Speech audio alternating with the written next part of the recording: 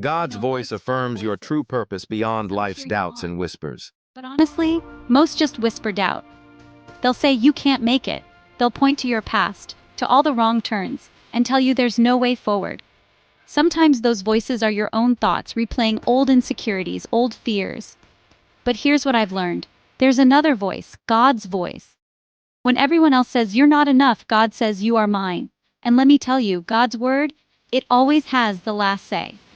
Isaiah 55:11 says, "So is my word that goes out from my mouth.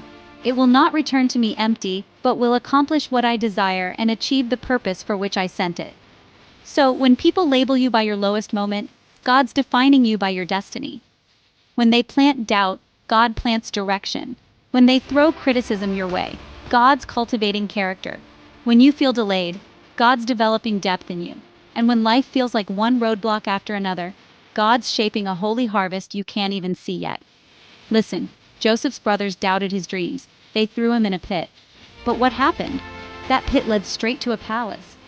David's own family saw a shepherd, but God saw a king, and anointed him right in front of everyone who overlooked him. Let me remind you, if God is for you, who can be against you? You're not walking this journey alone. You're backed by heaven's authority. You're led by divine purpose and protected by God's own hand. So, let faith fuel you. Let God's promises prove every doubter wrong. Declare this right now, out loud. Though they doubted me, God appointed me. I rise with purpose. I walk in promise. I silence doubt with destiny. I believe what God said about me. In the end, the whispers of man, they're temporary, but the word of God is eternal. So the next time someone says you can't, look them straight in the eye and say, "Watch God,